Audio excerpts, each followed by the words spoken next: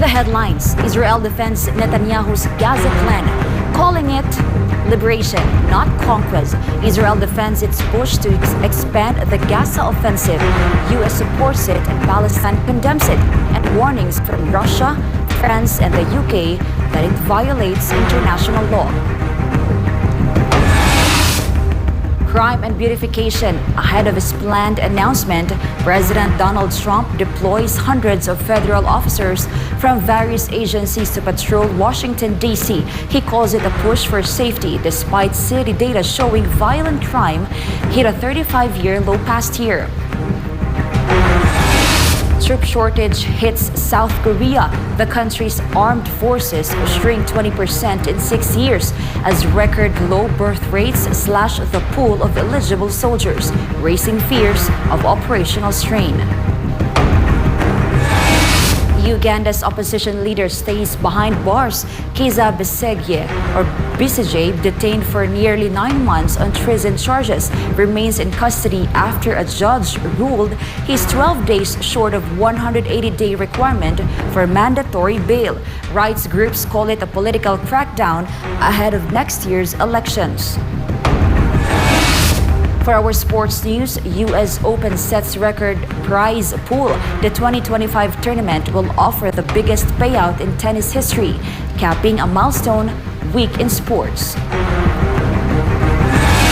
And Filipinos shine in Japan. From folk dance to choral singing, the Filipino community showcases talent, unity, and faith at the Kingdom of Jesus Christ summer camp in Japan. I'm Angel Pastor. Newsline World starts now.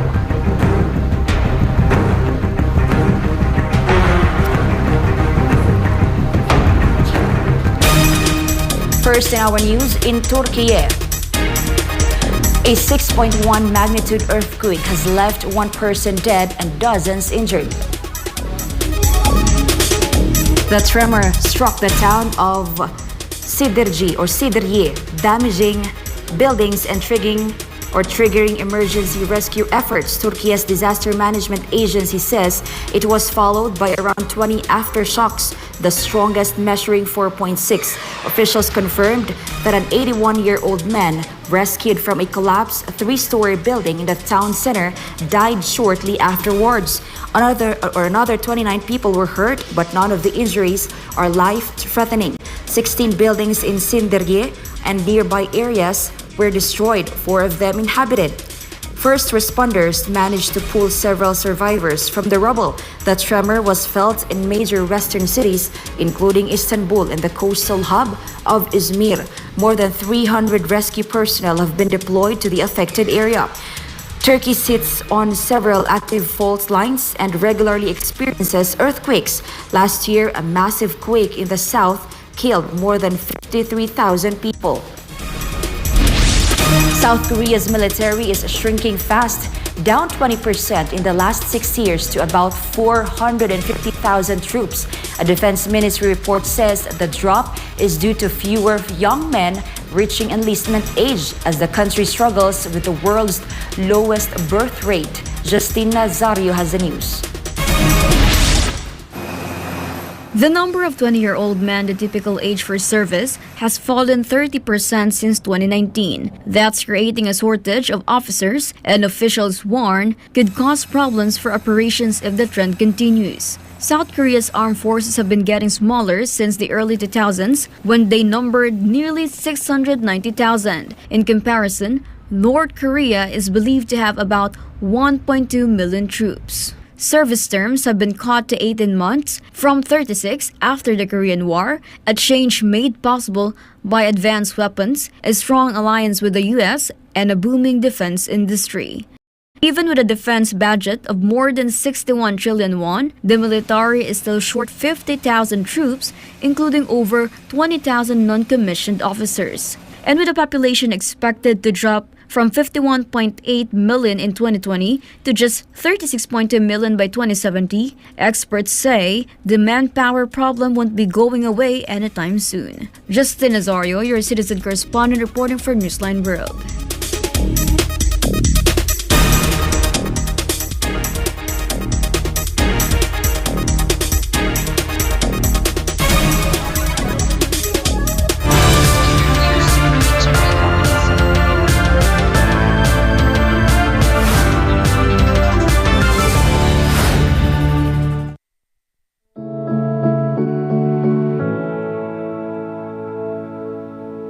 let us discover the power of prayer. 30 minutes of kneeling down and praying to God all alone in your room or when nobody is there will make miracles in your life.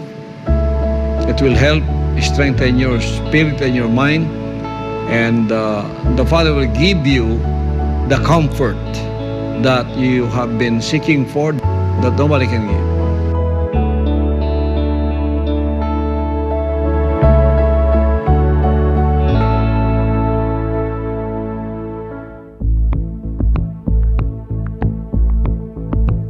Ikaw ba ay namomroblema sa taas ng electric bill buwan-buwan? Huwag mag-alala, narito ang ilang paraan upang makatipid sa kuryente. Patayin ang mga ilaw at appliances kapag hindi ginagamit. Sa halip ay gumamit ng natural na liwanag upang makatipid sa kuryente. Tanggalin sa saksakan ang mga appliances kung hindi ginagamit. Iwasan ang paggamit ng maraming appliances ng sabay-sabay. Gumamit ng LED bulbs. Ito ay mas tipid sa kuryente kumpara sa mga incandescent at fluorescent bulbs. Regular na linisin ang mga appliances tulad ng electric fan, aircon vents at refrigerator. Magkaroon ng takdang araw sa isang linggo sa pamamalansya at paglalaba. Gumamit ng energy-efficient appliances. Tandaan, maging wais sa paggamit ng kuryente upang makatipid para mas gumaan ang buhay. Ang paalalang ito ay hatid sa inyo ng SMNI.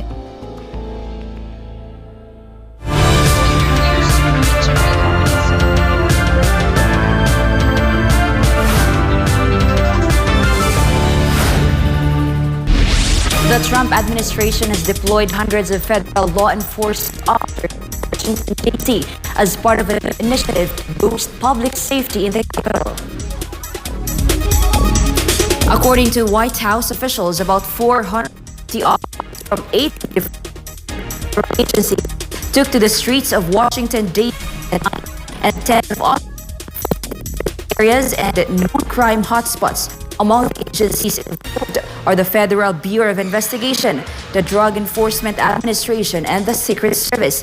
This move came after President Donald Trump called for a stronger police presence in the city on August 8, citing concerns over crime rates. We have to run D.C.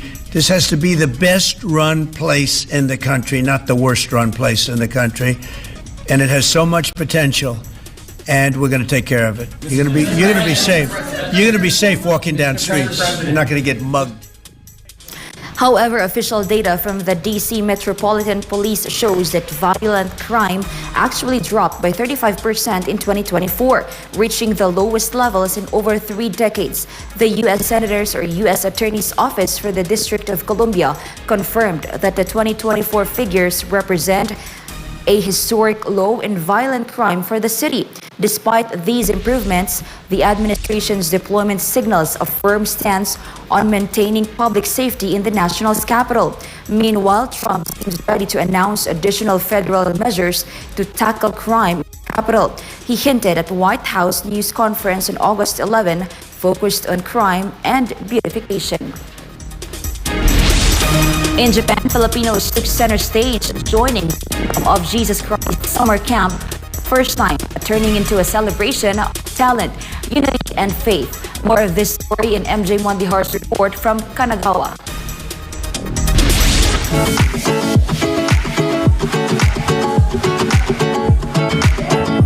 From folk dance and street dances to chorale, duet, and solo singing contests, the Filipino community went all out at the 2025 summer camp of the Kingdom of Jesus Christ here in Japan. According to OFW leader Berwin D, this is the first time that the Philcom participated in the annual KOJC celebration here in Japan.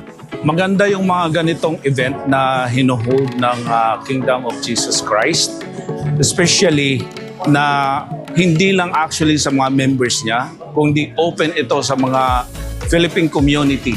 4 teams enjoyed a friendly competition in various events. Representing the Philcom was the Green or Defenders team, while the other 3 came from different kingdom-like congregations in Japan, including Tokyo, Saitama, Ibaraki, Nagoya, Gunma, Osaka, and even South Korea.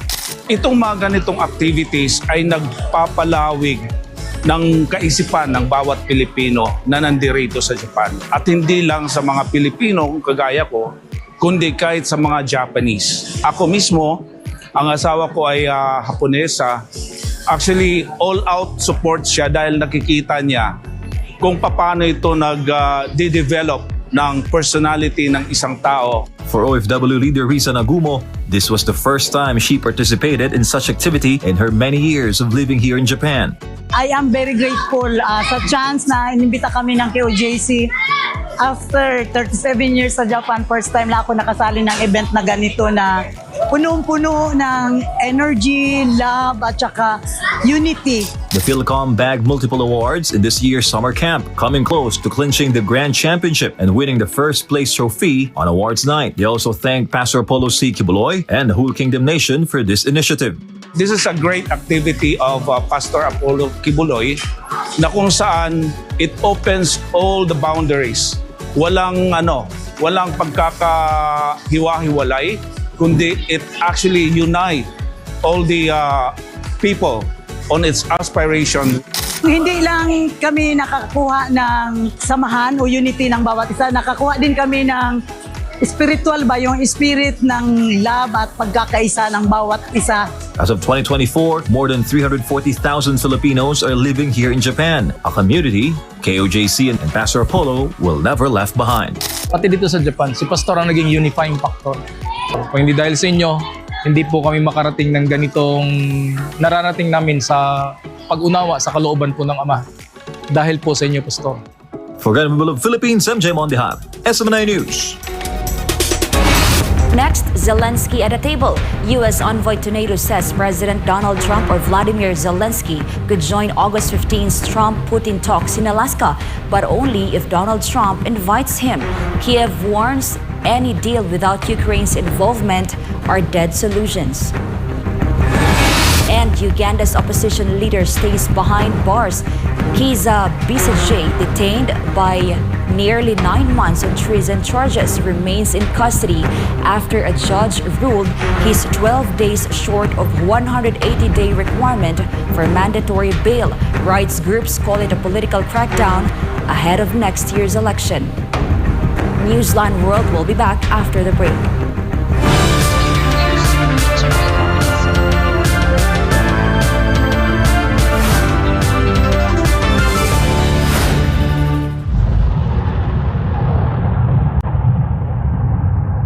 Isang digmaan na parang pelikula. Missiles, drones, at bunker-busting bombs. Pero ang epekto, totohanan. Daan-daang patay, wasak na infrastruktura, at nagmahal ang presyo ng langis na nakaapekto sa pandaigdigang merkado. Ito ang tinaguriang 12-day war o 12 araw na gyera sa pagitan ng Iran at Israel. Isang gyerang nagbago sa takbo ng politika, ekonomiya at seguridad, hindi lang sa Middle East kundi sa buong mundo. Hunyo 13, 2025, binomba ng Israel ang Iran para pigilan ang umano'y pagbuo ng nuclear weapons. Gumanti ang Iran. Libu-libong missiles at drones ang pinakawalan na ikinamatay ng 28 sa Israel. Sa loob ng 12 araw, kaliwat kanang opensiba ang inilunsad ng magkabilang panig. Hunyo 22, sumali na ang Amerika. 3 nuclear sites sa Iran ang binomba gamit ang B-2 stealth bombers sa Isfahan, Fordo at Natanz. Sabi ng US, layo nitong hadlangan ang nuclear program ng Iran. Pero para sa Tehran, ito raw ay pagtalikod sa diplomasya. Hunyo 24, inanunsyo ni US President Donald Trump ang ceasefire sa pagitan ng Israel at Iran. Pero ilang oras pa lang, muling nagkagirian. May ulat ng missile strike ng Iran na itinanggi nito kaya gumanti ang Israel. Sa huli, tumigil din ang putukan. Parehong panig, nagdeklara ng tagumpay. Parehas ding nagturuan kung sino nga ba ang lumabag sa ceasefire.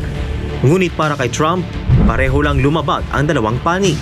Bandang gabi ng Hunyo 24, tumalab na rin sa wakas ang ceasefire.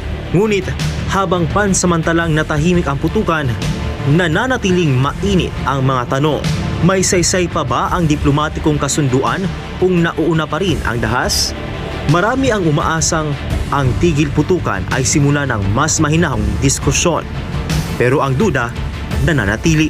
Sa Israel, nagtago ang mga sibilyan sa mga bomb shelter. Habang sa Iran, maraming taga-Tehran ang napilitang umalis sa kanilang mga tahanan patungong Turkey at Armenia para makaligtas sa gulo.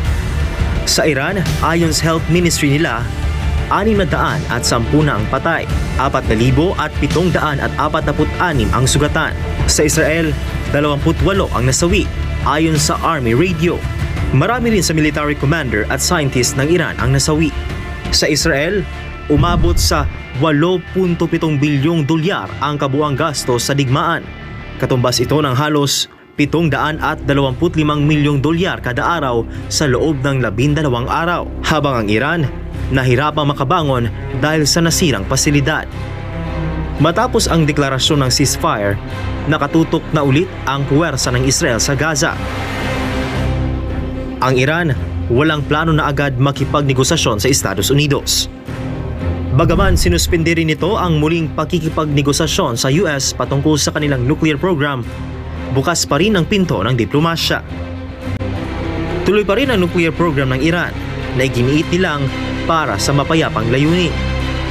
Git pa nila, lalo pa raw paiitingin ang pagsulong nito sa gitna ng tensyon. Sa kasagsagan ng tensyon, nagbanta ang Iran na isasara ang Strait of Hormuz, isang makitid na lagusan kung saan dumadaan ang halos 20% ng langis sa buong mundo. Bagamat hindi pa ito isinara, nagdulot na ng panik ang banta ng Iran. Tumaas ang presyo ng langis. Umabot sa $78 kada barrels ang crudo. Damang-dama ng buong mundo ang epekto ng digmaan. Ang pandaigdigang merkado nataranta. Sa kasagsagan ng gyera, bumagsak ng 2% ang US S&P 500 at tumaas ng 30% ang gastos sa maritime insurance na nagpabigat sa kalakalan sa Asya. Sa Pilipinas, na umaas sa imported na langis, lalong tumaas ang presyo ng gasolina, LPG at bilihin na nagpalala sa inflation. Ang mga Pinoy na nasa Middle East na nais bumalik sa Pilipinas dahil sa takot, nahirapan makauwi. Kapag tumataas ang presyo ng langis, sumasabay din ang gasto sa produksyon ng mga bilihin. Kaya't ramdam ang epekto nito hindi lang sa petrolyo, kundi sa buong ekonomiya. May panukalang fuel subsidy para sa mga PUV. Pero sapat kaya ito? Isa itong paalala na kahit malayo ang labanan, ramdam.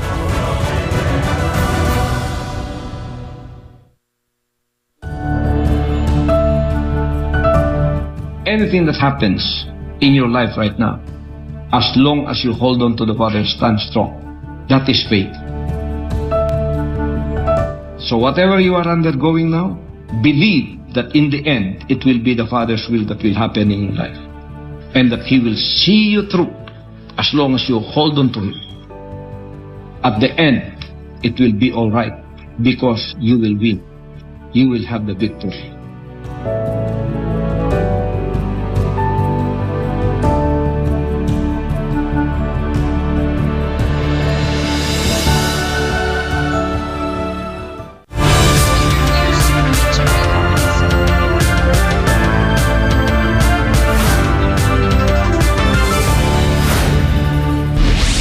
Meanwhile, in Britain this weekend, some of the world's top diplomats sat down, hoping to find a way to end the war in Ukraine.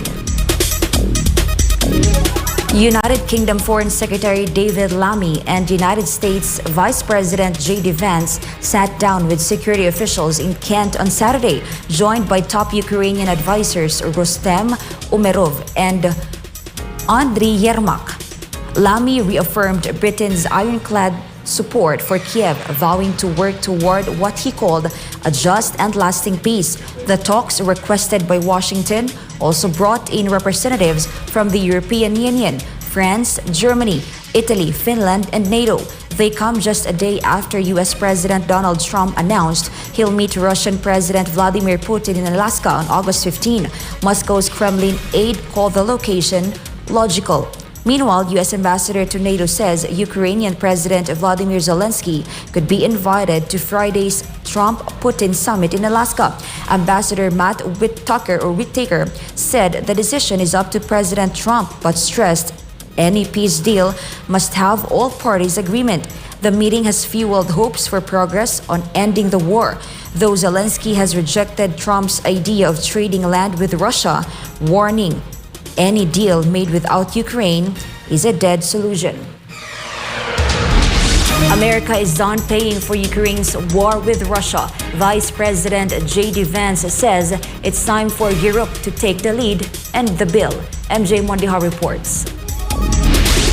U.S. Vice President J.D. Vance says America is done funding Ukraine's war effort, urging European allies to step up if they wish to continue supporting Kyiv. Speaking to Fox News, Vance said the U.S. would be fine with Europeans buying American-made weapons, but will not continue to spend U.S. tax dollars on the conflict. Vance's interview was reportedly published after his meeting in London with Western European and Ukrainian officials, aimed at paving the way for a summit between President Donald Trump and Russian counterpart Vladimir Putin this week, with the Ukraine conflict expected to top the agenda. Vance stressed the American public is tired of paying the war and that European countries should bear more of the cost. Other options under the Trump-Putin discussion include swapping of territories to the betterment of both sides, something Ukrainian President Volodymyr Zelensky has rejected outright. Still, Zelensky said the talks between Vance and their UK and European counterparts were constructive.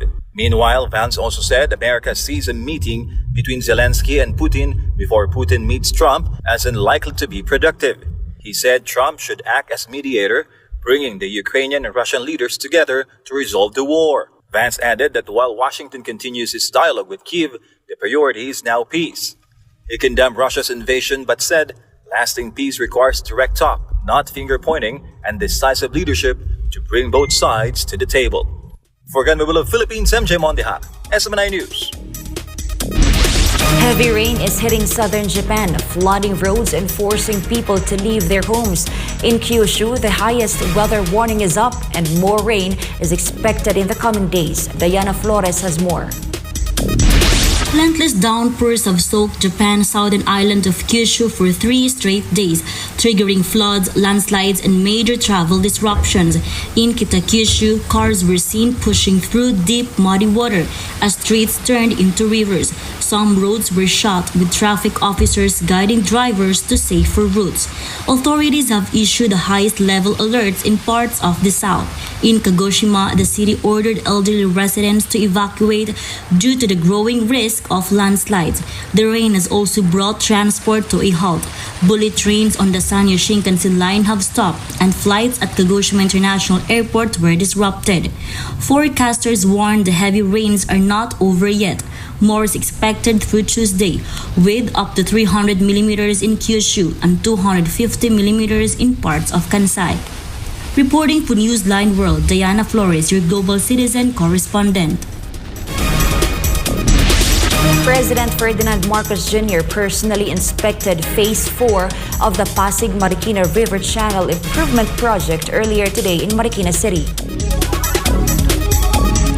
This crucial project is a joint effort between the Department of Public Works and Highways and the Japan International Cooperation Agency, or JICA. It targets flooding caused by the overflowing Pasig and Marikina rivers. Located at the Marikina Bridge under Loop Barangays or in Barangay Santo Niño, the project's Phase 4 includes both structural and non-structural measures designed to reduce flood risks not only in Metro Manila but also in surrounding communities. Work involves building protective dikes and revetments, installing floodgates and dredging river channels, all part of strengthening the region's flood management system. This phase, known as Contract Package 3, is a flagship infrastructure project made possible through strong partnership and funding from Japan. Up next, Israel defends Netanyahu's Gaza plan, calling it liberation, not conquest. Israel defends its push to expand the Gaza offensive. U.S. supports it, Palestine condemns it, and warnings from Russia, France, and the UK that it violates international law. And beyond the UN chambers, protests erupt from different parts of the globe, denouncing Israel's expanded military campaign. Stay tuned, Newsline World will be back after the break.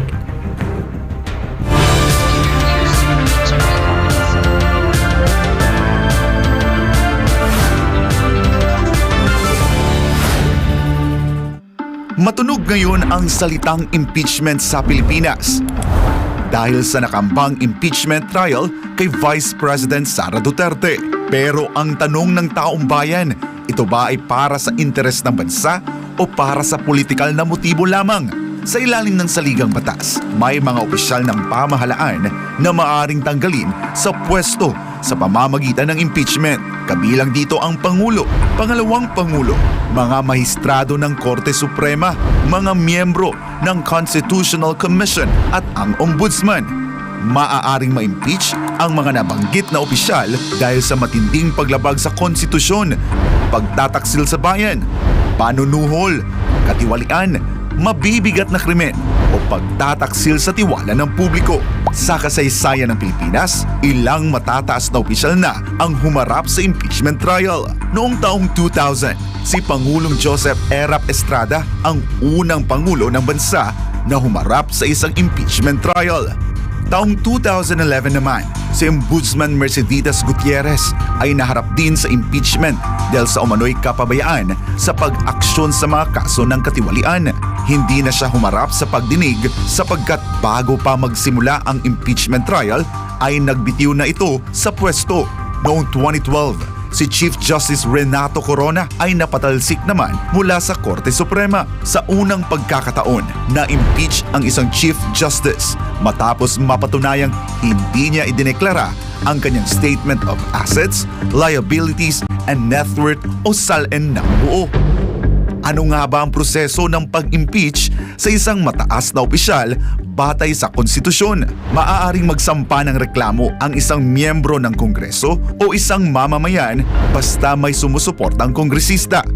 Kapag 1/3 ng mga miyembro ng Kamara ang sumang-ayon, tuloy na agad ang proseso ng impeachment sa Senado. Sa sandaling maaprubahan ito ng House of Representatives, binubuo na ang Articles of Impeachment, isang dokumento na naglalaman ng mga aligasyon o batayan para sa impeachment. Pero tandaan, walang impeachment proceedings na maaaring isampa laban sa parehong opisyal ng higit sa isang beses sa loob ng isang taon. Ang Senado naman ang magsisilbing impeachment court kapag ang Pangulo ang nililitis, ang punong mahistrado ang namumuno, ngunit hindi bumoboto. 2/3 ng mga senador ang kailangan para hatulan ang opisyal. Anong parusa? Pagkakatanggal sa pwesto at diskwalifikasyon na makabalik sa gobyerno. Ang impeachment ay hindi simpleng usapin sa politika. Isa itong seryosong proseso na maaaring makaapekto sa kinabukasan ng bansa. Kaya sa panahong puno ng ingay at intriga, kinakailangan nating maging mapanuri, patas at maging makabayan. Bantayan natin ang katotohanan, pumanig tayo sa hustisya at higit sa lahat, unahin natin ang interes ng sambayanang Pilipino.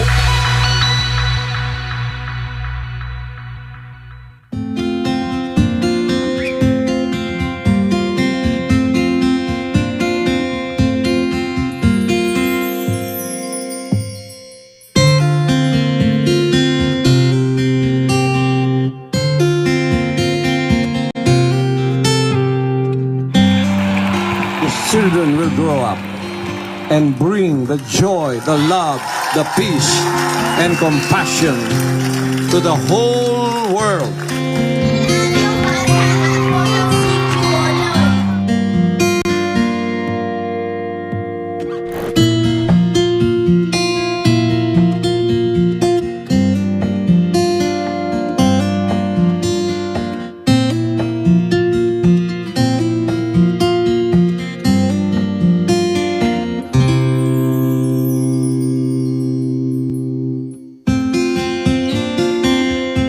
We only have one planet. We only have one Earth.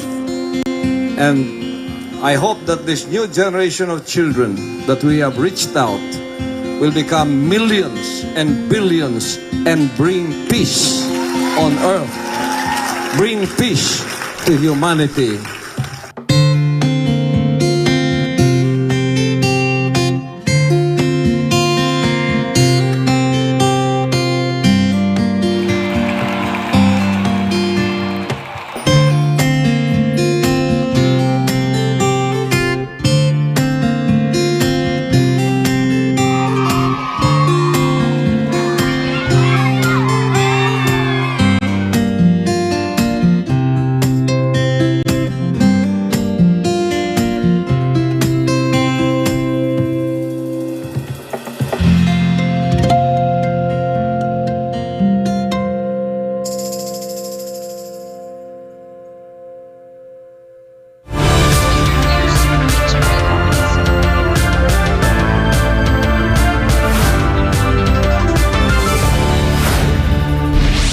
The Ugandan court has refused the bail for veteran opposition figure Besigye, who has been in detention for nearly 9 months on treason charges.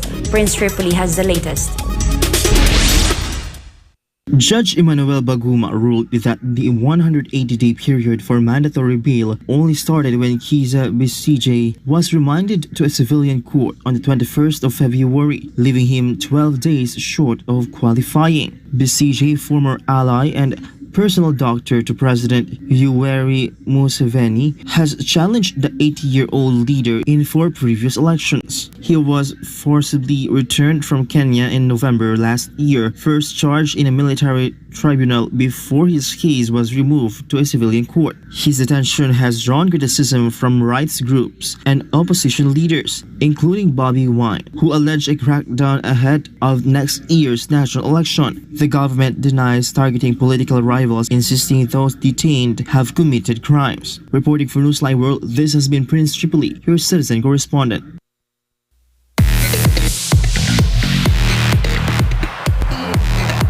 For our showbiz update, Hollywood lights may dazzle many, but actor Josh Duhamel has chosen a quieter path, trading the spotlight for a peaceful life in Minnesota. Meanwhile, American actor-filmmaker Tom Hanks pays tribute to the late Apollo 13 astronaut Jim Lovell. Stella Maurice for our showbiz news. Josh Duhamel says while he loves acting, he's ready to get back to basics and enjoy hands-on work. Over a decade ago, he bought a remote piece of land near Fargo, North Dakota. Since then, he's been building what he calls his doomsday cabin, a rustic lakeside retreat away from the hustle and bustle. Family is at the heart of this new lifestyle. Josh, who shares an 18-month-old son, Shepherd, with wife Audrey Marie and an 11-year-old son, Axel, from his previous marriage to Fergie, finds joy connecting with nature alongside his loved ones. Many remember Josh from his early TV roles as Leo DePress on All My Children and Danny McCoy on Las Vegas. On the big screen, he's famous for playing Captain William Lennox in the Transformers film series and roles in movies Life as We Know It and Safe Haven. Now this Hollywood star is embracing a simpler life, proving that sometimes the brightest spotlight is found in the quiet of nature. Meanwhile, Hollywood legend Tom Hanks is paying tribute to a true American hero, the late astronaut Jim Lovell. Lovell, who passed away last week at the age of 97, was best known as the commander of NASA's Apollo 13 mission in 1970.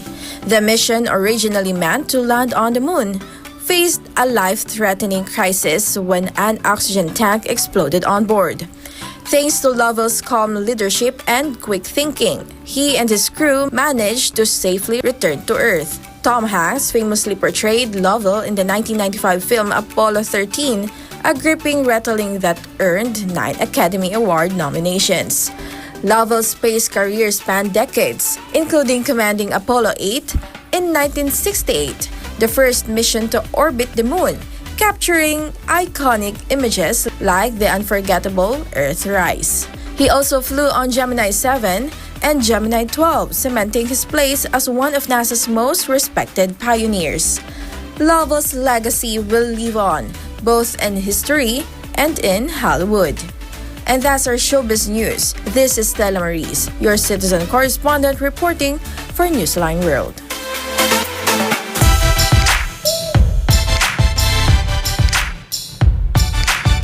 For our sports news, history is in the making in the world of sports. From a groundbreaking moment behind the plate in Major Baseball League to the richest payday tennis has ever seen. From the diamond to the hard courts, it's a weekend of milestones. Here's Carlo de la Peña for the latest sports updates. All took the field this weekend, breaking a barrier that has stood for more than a century. She made her debut on August 9 at Truist Park during a doubleheader between the Atlanta Braves and Miami Marlins, starting at first base in the opener, moving to third base in a nightcap, and taking her place behind the plate for the final game. She was met with warm applause from fans, family, and colleagues. Players and crew chief Chris Guccione praised her confident and animated officiating, calling it one of the proudest moments of his career. To mark the occasion, Powell donated the cap she wore in her debut to the Baseball Hall of Fame, a symbol of her achievement and inspiration for future generations. The veteran official has spent years working in the minor leagues, earning praise for her skill, composure, and command of the game. MLB officials say they hope her debut will encourage more diversity in the umpiring ranks. Meanwhile, history will be made at this year's US Open, with the richest prize pool in tennis history. Organizers have announced a whopping $90 million in total prize money for the 2025 tournament. That's up to 20% from last year. The men's and women's single champions will each walk away with $5 million, a huge jump from the $3.6 million awarded in 2024. Runners-up will pocket $2.5 million, while semifinalists take home $1.26 million. Even quarterfinalists will see their share rise to $660,000. Doubles and mixed doubles champions will earn $1 million per team. And for those hitting the court early, just reaching the first round in singles guarantees $110,000. The boosted payouts come with an expanded 50-day singles schedule and the debut of a mixed doubles event during Fan Week, a move officials say rewards players at all levels. The 2025 US Open kicks off later this month, promising high drama both on and off the court. This is Carlo de la Peña bringing you the latest sports news.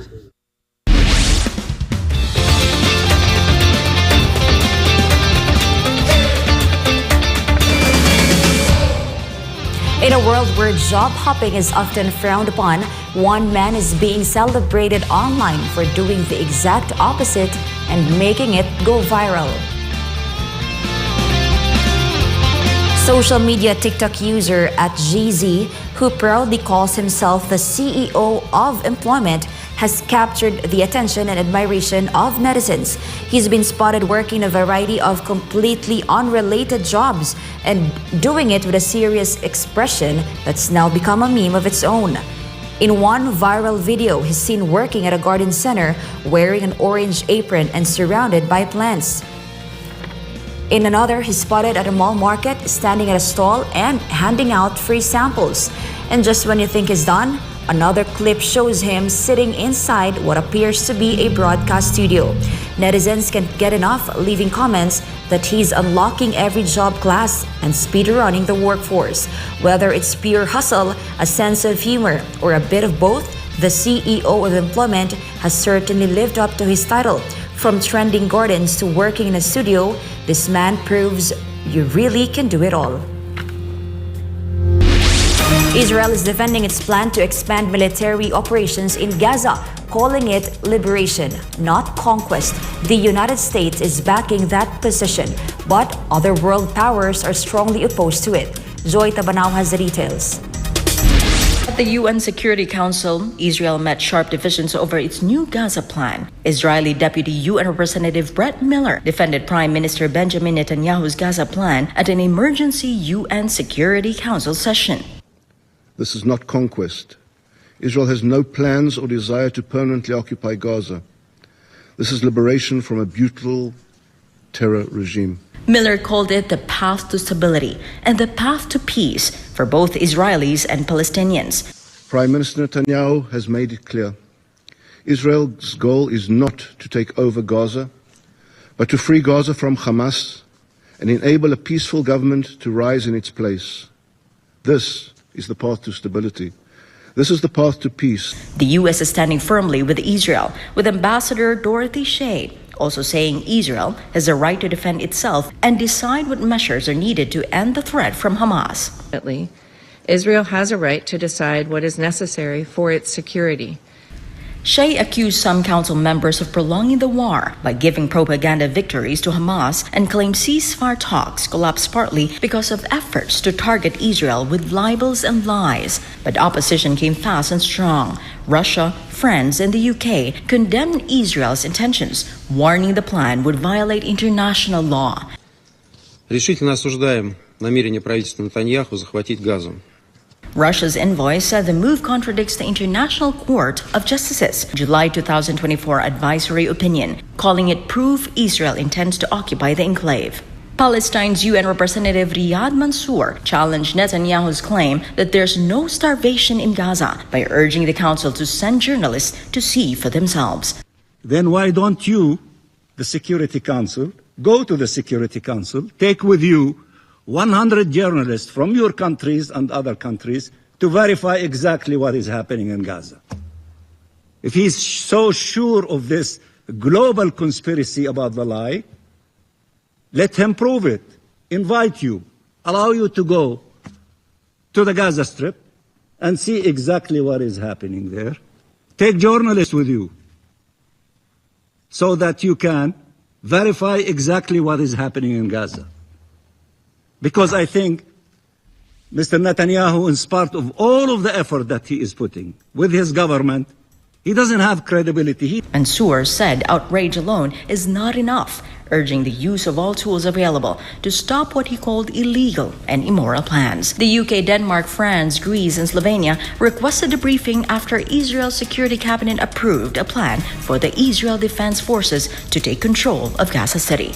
Joy Tabanao, your citizen correspondent, reporting for Newsline World. From London to Kuala Lumpur, Santiago to Amsterdam, protests erupted worldwide this weekend over the war in Gaza as Israel moves to expand its military offensive. Valdivina Gracia for the story. In London, violent clashes broke out between pro-Israel and pro-Palestinian groups during a rally demanding the release of the Hamas-held hostages. Police intervened to separate the two sides, making at least one arrest. The march came days after Israel's Security Cabinet approved a plan for full control over Gaza. In Tel Aviv, hundreds rallied at Hostages Square, warning that new offensive could endanger captives taken during Hamas' October 7, 2023 attack, which killed over 1,100 in Israel and saw more than 200 kidnapped. Across the globe, massive pro-Palestinian demonstrations called for an immediate ceasefire and sanctions against Israel. In Malaysia, 30,000 filled Dataran Merdeka Square. In Chile and Argentina, crowds accused Israel of genocide and pushed for action at the UN. And in the Netherlands, protesters urged their government to end arms exports and back stronger diplomatic pressure. According to Gaza's health ministry, Israeli strikes since the war began have killed more than 61,000 Palestinians and injured over 150,000, with aid groups warning of worsening famine and civilian suffering. Reporting for Newsline World, this is Valdivina Gracia, SMNA News. A successful joint operation involving the Department of Migrant Workers, the Philippine National Police, and the Philippine Coast Guard led to the rescue of 38 Filipinos from a human trafficking attempt of Taha Wharf in Baliwasan, Zamboanga City. According to the DMW, the victims were on board the cargo vessel ML Sayang and were scheduled to be transported to Taganak Island before crossing to their destination country. Among those rescued were 8 women traveling with Philippine passports and tourist visas headed for China. 4 of the victims had previously been offloaded due to suspicious travel. 3 facilitators of illegal recruitment were arrested during the operation. Reports reveal the victims were promised a salary of 70,000 pesos as domestic helpers in China, while some of them were set to be taken to Malaysia. And before we end, may you be inspired with the words of the Sun.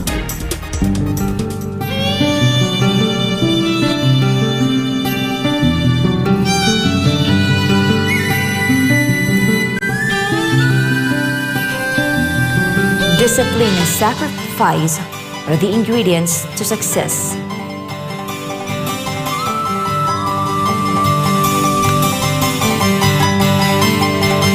And that's all for this edition of Newsline World. For God and my beloved country, the Philippines, I'm Angel Pastor. Thank you for watching and goodbye.